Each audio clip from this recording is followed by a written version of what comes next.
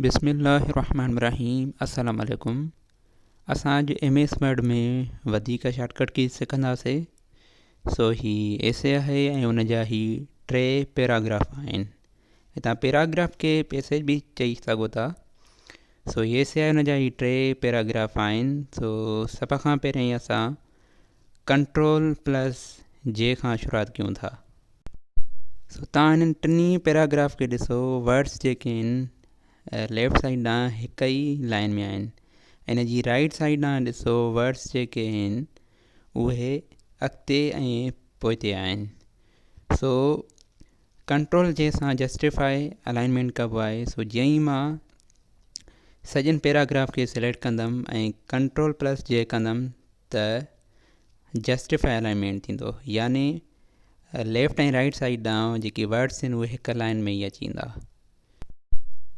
सो ॿीहर ॾिसो तव्हां, जेका राइट साइड आहे हुन में वर्ड्स अॻिते पोइते आहिनि। जीअं ई मां Ctrl+J कंदुमि त ही वर्ड्स जेके आहिनि हिक ई लाइन में अची वेंदा।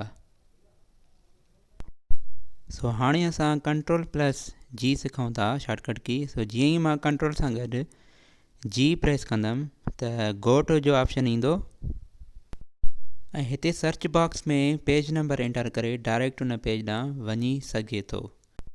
ऐं उन सां गॾु पेज बि आहे, section, line, bookmark, current, footnote. So बहरहाल असां पेज खे ॾिसूं था।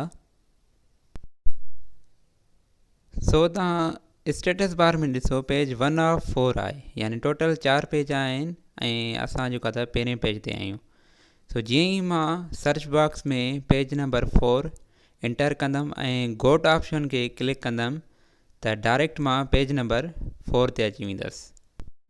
सो इन खे मां क्लोज़ कयां थो ऐं वरी कंट्रोल सां गॾु G प्रेस कयां थो ऐं हिते सर्च बॉक्स में मां 1 एंटर करे गोट खे क्लिक कंदुसि त पेज नंबर 1 ते अची वेंदुसि।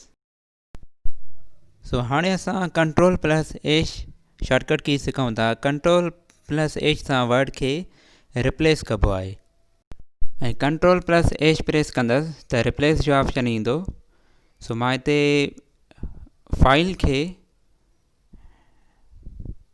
डिलीट कंदुसि ऐं डॉक्यूमेंट वर्ड टाइप कंदुसि, छो त डॉक्यूमेंट खे रिप्लेस करिणो आहे। ऐं डॉक्यूमेंट खे हिते रिप्लेस विद में डिलीट करे ऐं हिते मां फाइल साॻो ई टाइप कयां थो ऐं मां रिप्लेस ऑल कंदुसि ऐं ओके कंदुसि त डॉक्यूमेंट जे बदिरां फाइल रिप्लेस थींदो, फाइल वर्ड।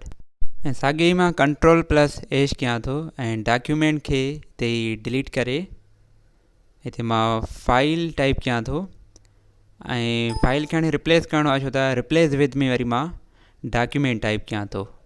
सो मां जीअं ई रिप्लेस ऑल करे ओके कंदुसि त फाइल जे बदिरां साॻियो वरी डॉक्यूमेंट रिप्लेस थी वेंदो। सो Ctrl+H सां वर्ड खे रिप्लेस कबो आहे।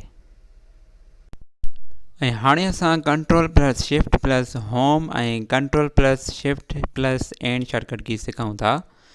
सो इन्हनि शॉर्टकट की सां पैराग्राफ खे सिलेक्ट कबो आहे। सो मां कर्सर खे पैराग्राफ जे स्टार्टिंग में रखी कंट्रोल सां गॾु शिफ्ट ऐं उन सां गॾु एंड की प्रेस कंदुसि त ही समूरा पैराग्राफ सिलेक्ट थी वेंदा। ऐं मां कर्सर खे पैराग्राफ जी एंड में रखी कंट्रोल सां गॾु शिफ्ट ऐं उन सां गॾु होम की प्रेस कंदुसि त ही समूरा पैराग्राफ सिलेक्ट थी वेंदा। ऐं हाणे मां कर्सर खे फर्स्ट पैराग्राफ जी एंड में रखी कंट्रोल सां गॾु शिफ्ट ऐं उन सां गॾु होम की प्रेस कंदुसि त ही फर्स्ट के पैराग्राफ सिलेक्ट थी वेंदो। ऐं साॻे ई मां कर्सर खे थर्ड पैराग्राफ जी एंड में रखी कंट्रोल सां गॾु शिफ्ट ऐं उन सां गॾु होम की प्रेस कंदुमि त ही समूरा ही पैराग्राफ सिलेक्ट थी वेंदा। ऐं हाणे मां कर्सर खे सेकंड पैराग्राफ जी एंड में रखां थो ऐं कंट्रोल सां गॾु शिफ्ट ऐं उन सां गॾु होम की प्रेस कंदुसि त फर्स्ट ऐं सेकंड पैराग्राफ सिलेक्ट थी वेंदो। ऐं हाणे असां Shift+Home ऐं Shift+End शॉर्टकट की सिखूं था। इन्हनि शॉर्टकट की सां पूरी लाइन खे सिलेक्ट कबो आहे। सो मां पहिरीं लाइन जी स्टार्टिंग में कर्सर रखां थो ऐं मां शिफ्ट सां गॾु एंड की प्रेस कंदसि त पूरी लाइन सिलेक्ट थी वेंदी। ऐं हाणे मां कर्सर खे लाइन जी एंड में रखां थो ऐं शिफ्ट सां गॾु होम की प्रेस कंदसि त पूरी लाइन सिलेक्ट थी वेंदी। सो हाणे मां कर्सर खे लाइन जी स्टार्टिंग में रखी शिफ्ट सां गॾु एंड की प्रेस कंदमि त मुकमल लाइन सिलेक्ट थी वेंदी। ऐं मां कर्सर खे लाइन जी एंड में रखी शिफ्ट सां गॾु होम की प्रेस कंदमि त बि मुकमल लाइन सिलेक्ट थी वेंदी।